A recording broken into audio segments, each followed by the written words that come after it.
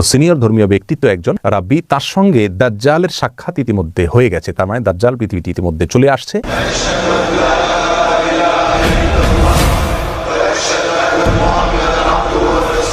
আলহামদুলিল্লাহ, ওয়াসসালাতু ওয়াসসালামু আলা রাসূলিল্লাহ ওয়া আলা আলিহি ওয়া আসহাবিহি ওয়া মান ওয়ালাহ, মা বাদ। সুপ্রিয় দর্শক শ্রোতা ভাই বোন, ইসরায়েলের প্রথম সারির একটি দৈনিক, একটি গণমাধ্যম ইসরায়েল টুডে, সেখানে দাজ্জালের আগমন সম্পর্কে একটা তথ্য দেওয়া হয়েছে একটি সাক্ষাৎকারে। সেই তথ্যকে কেন্দ্র করে পৃথিবীর অনেক মানুষের মধ্যে কৌতূহল তৈরি হয়েছে, আলোড়ন সৃষ্টি হয়েছে। সেই সাক্ষাৎকারটা দিয়েছেন একজন ইহুদি ধর্ম পণ্ডিত বা রাব্বি। তিনি সেই সাক্ষাৎকারে দাবি করেছেন যে তাদের ধর্মীয় ব্যক্তিত্ব, সিনিয়র ধর্মীয় ব্যক্তিত্ব একজন রাব্বি, তার সঙ্গে দাজ্জালের সাক্ষাৎ ইতিমধ্যে হয়ে গেছে। তার মানে দাজ্জাল পৃথিবীতে ইতিমধ্যে চলে আসছে এবং এর মাধ্যমে তারা মনে করেন যে দাজ্জালের আগমনের মাধ্যমে তাদের বিস্তার ঘটবে, তাদের প্রভাব পুরো পৃথিবীতে প্রতিষ্ঠিত হবে। কারণ ইহুদি ধর্মমত অনুযায়ী তারা দাজ্জালের আগমনকে ইতিবাচকভাবে দেখে, তারা তাকে ত্রাণকর্তা মনে করে। তারা মনে করে দাজ্জাল আসার পর গোটা পৃথিবী তাদের কর্তৃগত হবে। এবং এই ঘটনার প্রেক্ষিতে তারা ইসরায়েলের বাইরে সফর করছেন না, সবাই ইসরায়েলের ভিতরে অবস্থান করছেন। বিশেষ করে তাদের ধর্মীয় ব্যক্তিত্বরা ইসরায়েলের বাইরে কেউ যাচ্ছেন না, কারণ তারা মনে করেন তাদের ধর্মবিশ্বাস হলো দাজ্জাল আগমন করার পর পৃথিবীতে একটা ব্যাপক অস্থিরতা দেখা দিবে এবং সেই অস্থিরতায় পুরো পৃথিবীতে যে বিপর্যয় দেখা দিবে, যে ক্ষয়ক্ষতি হবে, সেটা পৃথিবীতে কোনো যুদ্ধেও এত ক্ষয়ক্ষতি হয় না। এবং অনেকটা বর্তমান করোনা পরিস্থিতির যে বিপর্যয় দেখা দিচ্ছে পৃথিবীতে, তারা সেটাকে সেই দাজ্জাল আসার পরবর্তী তাদের ধর্মীয় দৃষ্টিকোণ থেকে যে বিপর্যয় হওয়ার কথা সেটা বলে তারা ব্যাখ্যা করছে। ইসলাম আসলে এ ব্যাপারে কি বলে? একজন মুসলিম হিসেবে আমাদের বিশ্বাস কি হওয়া উচিত? দাজ্জাল কি আসলে চলে এসছে বা এই সময় দাজ্জাল চলে আসার কথা কি না? আমরা তাদের এই সাক্ষাৎকার বা তাদের সংবাদকে বা তাদের এই দাবিকে বিশ্বাস করব কিনা বা কীভাবে ব্যাখ্যা করব, এ বিষয়ে আমরা সংক্ষেপে কিছু কথা বলবো। মা তৌফিক ইল্লা বিল্লাহ। প্রিয় দর্শক, কিয়ামত নিকটবর্তী হয়ে গেছে। এ বিষয়ে রাসূল আকরাম সাল্লাল্লাহু আলাইহি ওয়াসাল্লাম অনেক আগে আমাদেরকে জানিয়েছেন। তিনি বলেছেন, বুইসতু আনা ওয়াসসাআতু কাহাতাইন, আমার এবং কিয়ামতের অবস্থান হলো দুই আঙ্গুলের মতো। অর্থাৎ আমার পরে পৃথিবীর সবচেয়ে বড় ঘটনা হলো কিয়ামত তথা পৃথিবীর বা মহাবিশ্বের ধ্বংস বা মহাপ্রলয়। তারপরে কিয়ামতের অনুষ্ঠান ঘটবে। আর কিয়ামত কবে হবে বা মহাপ্রলয় কবে হবে তার দিনক্ষণ তিনি না বললেও নবী আলাইহিস সালাম আমাদেরকে অনেকগুলো পূর্বাভাস বা আলামতের কথা বলেছেন। সেই আলামতগুলো দুই ধরনের, কিছু আছে ছোট আলামত, কিছু আছে বড় আলামত। কিয়ামতের ছোট আলামত প্রায় 100রও বেশি। সে 100 আলামতের ভিতরে সর্বশেষ আলামত যেটা বলতে পারি তা হলো ইমাম মাহদির আগমন। ইমাম মাহদির আগমন এখনও পৃথিবীতে ঘটেনি, তবে ইমাম মাহদির আবির্ভাবের পূর্ব মুহূর্তের পরিস্থিতি পৃথিবীর কেমন থাকবে সে সম্পর্কে হাদিস থেকে ধারণা পাওয়া যায়। সেটা হলো গোটা পৃথিবীতে অন্যায়, অবিচার, অত্যাচার, জুলুম এটায় পরিপূর্ণ হয়ে যাবে। আর তখনই ইমাম মাহদির আবির্ভাব হঠাৎ করে ঘটবে এবং রাতারাতি তিনি গোটা বিশ্বের সুপার পাওয়ারে পরিণত হবেন এবং গোটা বিশ্বকে উল্টা মেরুতে নিয়ে যাবেন, ইনসাফ এবং ন্যায় দিয়ে পরিপূর্ণ করবেন। এরপরে কিয়ামতের বড় আলামতগুলো দেখা দিবে, যে সম্পর্কে সহিহ মুসলিমের হাদিসে নবী আলাইহিস সালাম বলেছেন কিয়ামত ঘটবে না 10টি আলামত আসা ছাড়া। সেগুলোকে ওলামায়ে কেরাম, ইসলামের বড় বড় পণ্ডিতগণ, ইমামগণ কিয়ামতের বড় এবং বৃহৎ আলামত হিসাবে চিহ্নিত করেছেন।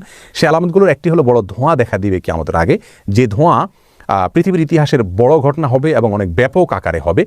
আর দ্বিতীয়ত যে ঘটনাটি ঘটবে তা হলো দাজ্জালের আগমন ঘটবে এবং আরেকটি আলামত ঘটবে তা হলো দাব্বাতুল আরদ নামক একটা প্রাণীর অলৌকিকভাবে আবির্ভাব ঘটবে এবং সেই মানুষের সাথে কথাবার্তা বলবে।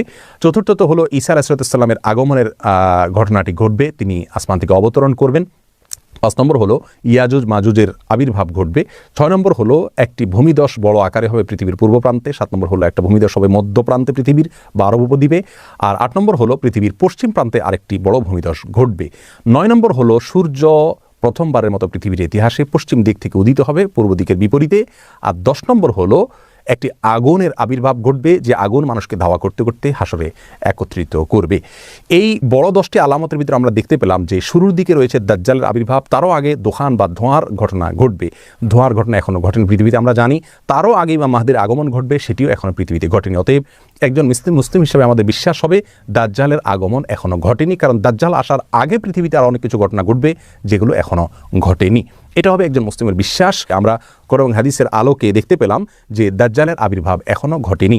অতএব ইহুদিরা যেটা দাবি করছে সেটা অসত্য এবং বেঠিক। অন্তত এটা নিয়ে আমাদের অস্থিরতার কোনো কারণ নাই। একজন সাহাবী জিজ্ঞাসা করেছিলেন, ইয়া রাসূলুল্লাহ, কিয়ামত কবে হবে?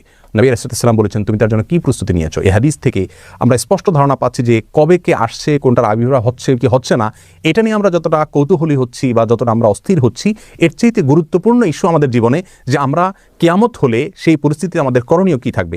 দাজ্জালের আবির্ভাব কথার কথা হয়ে গেল, তাহলে সেই মুহূর্তে দাজ্জালের যে ফিতনা, দাজ্জালের যে পরীক্ষা, এখানে অনেক মানুষ নিপতিত হয়ে ঈমান হারা হবে। অনেক ভালো ভালো মানুষ পর্যন্ত ঈমান নষ্ট হয়ে যাবে। দাজ্জালের যে ধূম্রজাল, তার যে ধোঁয়াশা, তার যে ফিতনা, তার যে পাওয়ার, সেগুলো দেখে অনেকে তাকে সৃষ্টিকর্তা মনে করবে, আল্লাহ মনে করবে। এই পরিস্থিতি থেকে বাঁচার জন্য আমরা কি প্রস্তুতি নিয়েছি? রাসূল করিম সাল্লাল্লাহু আলাইহি ওয়াসাল্লাম দাজ্জালের ফিতনা থেকে বাঁচার জন্য অনেকগুলো আমলি কথা আমাদেরকে শিক্ষা দিয়েছেন। তার ভিতরে একটি হলো সূরা কাহফের প্রথম 10টি আয়াত মুখস্থ করা, অর্থ সহকারে বোঝা ধারণ করা। যে ব্যক্তি এটা করবে ওই ব্যক্তিকে আল্লাহ সুবহানাহু ওয়া তাআলা দাজ্জালের ফিতনা থেকে রক্ষা করবেন। আরেকটি হলো দাজ্জালের ফিতনা থেকে রক্ষার উপায় হলো দাজ্জাল সম্পর্কে নলেজ অর্জন করতে হবে। পৃথিবীর পূর্ব প্রান্ত থেকে তার আবির্ভাব ঘটবে, 40 দিন সে পৃথিবীতে অবস্থান করবে, সিরিয়াতে তাকে ঈসা আলাইহিস সালাম হত্যা করবেন।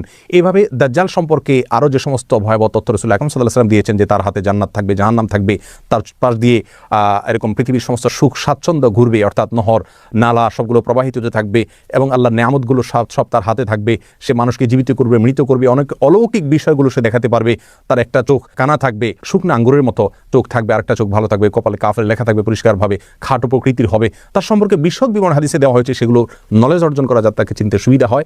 আর সবচেয়ে বড় অস্ত্র হলো আল্লাহর কাছে আশ্রয় প্রার্থনা করা। বিশেষ করে নামাজের শেষ বৈঠকে আত্তাহিয়াতুর পরে, দুরুদের পরে দোয়া মাসুরের জায়গায় একটা দোয়া রাসূল আকরাম সাল্লাল্লাহু আলাইহি ওয়াসাল্লাম শিক্ষা দিয়েছেন, আল্লাহুম্মা ইন্নী আউযু বিকা মিন আযাবি জাহান্নাম ওয়া মিন আযাবিল কবর ওয়া মিন ফিতনাতিল মাহইয়া ওয়াল মামাত ওয়া মিন শাররি ফিতনাতিল মাসীহিদ দাজ্জাল।